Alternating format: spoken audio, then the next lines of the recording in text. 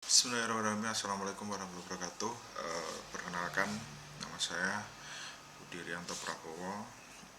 Saya mahasiswa S2 di Universitas Budi Luhur.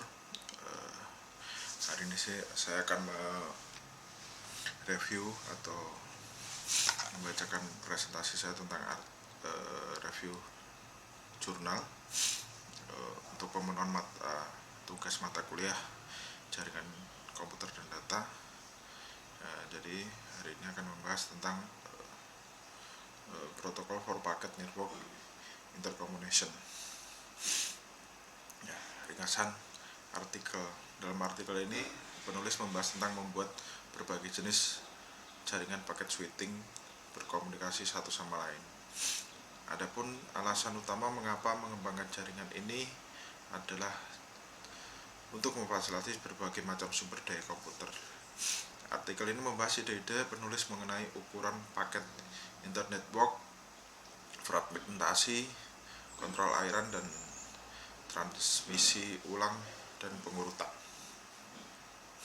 Pembahasan penulis menggunakan kata terminal yang saya kira itu berarti antara muka manusia dengan mesin.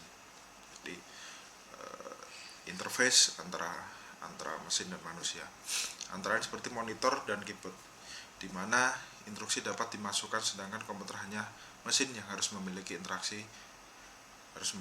apapun.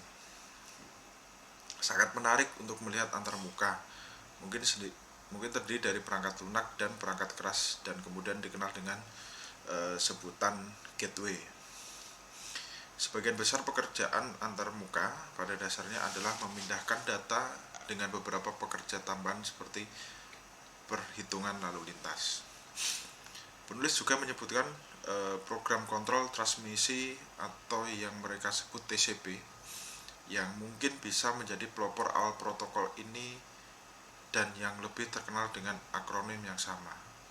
Untuk pengalamatan TCP, pengidentifikasi jaringan 8 bit dan pengidentifikasi TCP 16 bit tampaknya tidak cukup untuk internet saat ini. Mungkin hal ini telah diperbaiki dengan hadirnya IPv6. Jadi dari perkembangan pengalamatan TCP tadi berkembang dari 8 bit, 16 bit, kemudian menjadi yang terbaru adalah IPv6.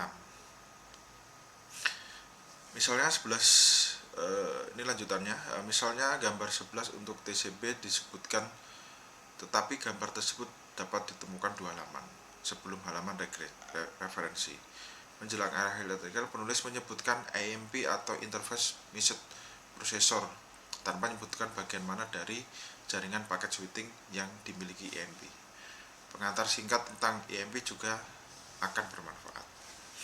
Pendapat dan opininya, saya melihat bahwa akan lebih baik jika gambar digunakan memiliki definisi yang lebih jelas karena sulit untuk dipahami. Tetapi bantuan dalam menggunakan gambar ini efektif. Jadi dalam penggunaan penjelasan yang menggunakan gambar itu memang akan lebih efektif pada saat kita lebih memahaminya. Terlepas itu dengan kita menggunakan praktek seperti itu. Tapi ada satu contoh bahwa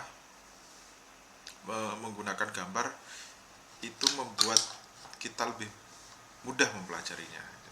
Tapi dengan gambar juga memberikan definisi yang lebih jelas. Untuk ada satu contoh bahwa istilah multiplexing atau demultiplexing tidak didefinisikan secara formal yang membuat saya mencari terminologi tersebut.